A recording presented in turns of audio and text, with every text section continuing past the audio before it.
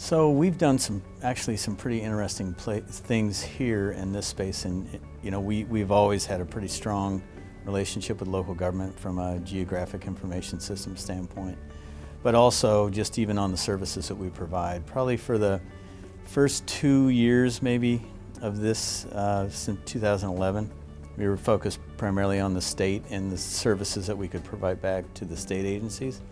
But in the last year, we've seen some significant increase with interest from local government.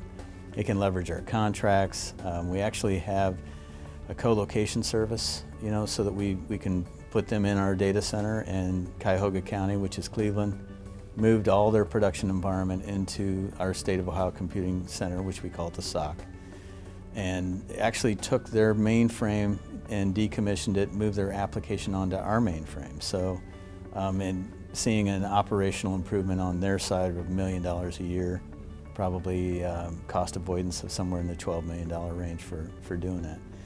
So that's sort of taken off. I mean, OSU was really the first one, the Ohio State University, moved all of their equipment in there in the third floor, and that was kind of the tipping point. We saw the University of Cincinnati follow suit, and now I think Bowling Green just signed up. Bowling Green State University just signed up, I think actually last Monday is when we got the significant improvements there. So I'm seeing cost savings at a variety of different levels of government and higher education, so it's been kind of fun. I think clearly the consolidation that we've done from the 26 different agencies, if you look at 2011, our IT operational spend and infrastructure spend was about 80% of the IT budget, and because it was all in the 26 different agencies. And part of that was driven by security reasons, right? You want to increase your security posture, you want to make sure that you're managing the servers the same way, and there's a consistent piece for DR and all the rest of it.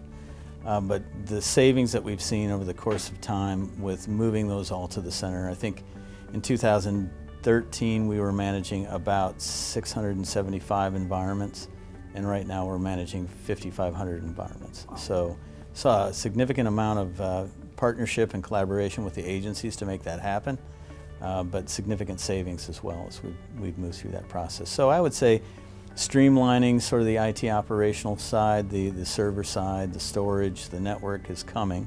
We're still working through the network. I think we'll see big dividends as we move through our effort to aggregate the networks. But certainly the infrastructure side we've seen significant progress there.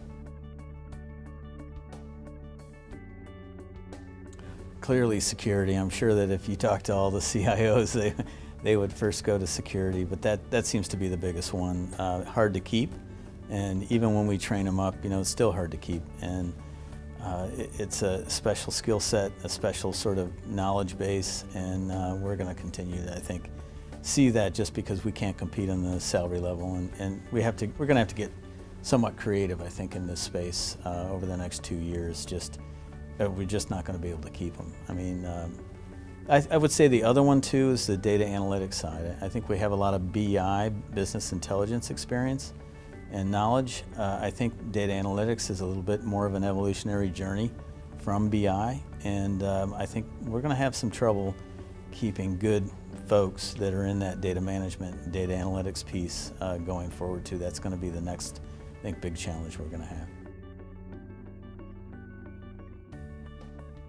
Well, I would say that most of our applications, when I talked about that 80%, the other 20% was focused on applications that mean something to the citizen. Right now that spend is about 50-50. We've flipped it, and I want to get that driven down more. I'd like to see 30% on IT operations and infrastructure, and 70% on the things that matter, which are the things that matter to the citizen. So hopefully they're beginning to see some of those kind of activities. I think hopefully we're trying to make it significantly better to interact and do business with the state of Ohio, and I think we're starting down that path. If you look at our latest strategy, it was really all of it was focused on really the user experience for state, for citizens and the businesses, as well as state employees, with a wrapper, of course, of being secure and reliable and all those other things that we have. Well, I think first and foremost, Ohio should be known for getting things done. I think we have a governor who's about getting things done, and we've been getting things done. I mean, the things that we've talked about for probably the last 20 years have been done in literally about 30 months, and we've moved fairly quickly. Once we got the planning, you create the plan and then you work the plan, and we've been working that for about 30 months and seeing significant improvements along the way. And to talk about probably the group within DAS and IT, on the IT side, I would say it's really our infrastructure service division, because we have tasked them with an enormous task, and with multi-agency support and participation from just about everybody. I mean, they have really, 675 environments to 5,500.